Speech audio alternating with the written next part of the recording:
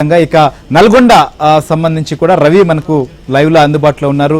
ఇటు హైదరాబాద్ అలానే విజయవాడ హైవే మీద వర్షం నీరు నిలిచిపోవడంతో రాకపోకలకు అంతరాయం ఏర్పడింది. ప్రస్తుతం హైవే మీద ఎలాంటి పరిస్థితి ఉంది, సో ఆ ప్రాంతంలో గత కొన్ని గంటలుగా నిలిచిపోయినటువంటి వాహన రాకపోకలకు మొత్తం క్లియర్ అయిందా, ట్రాఫిక్ ఏమన్నా ఇబ్బంది ఉందా అనేటువంటి పరిస్థితిని కూడా తెలుసుకుందాం. రవి, ఏంటి ప్రస్తుతం పరిస్థితి, ఎందుకు ఆ స్థాయిలో అక్కడ వాహనాలు కూడా నిలిచిపోయాయి కొద్దిసేపటి క్రితం?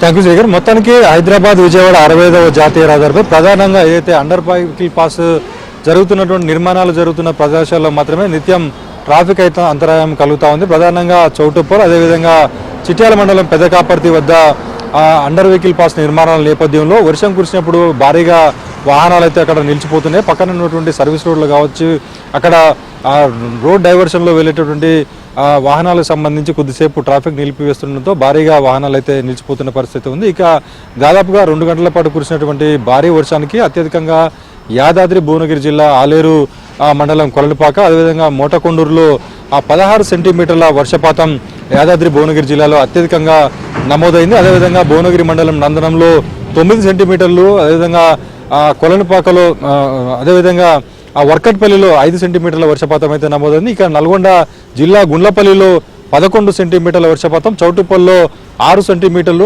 నార్కట్పల్లిలో 5 సెంటీమీటర్ల మేర భారీగా వర్షపాతం అయితే నమోదైంది. ఈ నేపథ్యంలో అక్కడ రోడ్లన్నీ కూడా జలమయమయ్యాయి. కొద్దిసేపటి వరకు కూడా ట్రాఫిక్ స్తంభించి వాహనాల రాకపోకలకు కూడా తీవ్ర అంతరాయం కలిగింది. ఏదైతే ముఖ్యంగా హైదరాబాద్ విజయవాడ 2 తెలుగు రాష్ట్రాలకు మధ్య ఉన్నటువంటి ప్రధాన వారధిగా ఉన్నటువంటి 65వ జాతీయ రహదారిపై భారీ వర్షం కురిసిన నేపథ్యంలో మొత్తం ఫాగ్ లైట్లు, ఇండికేటర్ల సహాయంతోనే వాహనాలు నెమ్మదిగా సాగడం జరిగింది. మొత్తంగా ఏదైతే అండర్ వెహికల్ పాస్ నిర్మాణాలు జరుగుతున్నటువంటి ప్రాంతాల్లో మాత్రం దాదాపు అరగంటకు పైగా వాహనాలు అయితే నిలిచిపోయాయి. ప్రస్తుతం హైదరాబాద్ విజయవాడ 65వ జాతీయ రహదారిపై వర్షం తగ్గుముఖం పడడంతో వాహనాల రాకపోకలు అయితే సాఫీగా సాగుతున్న పరిస్థితి ఉంది.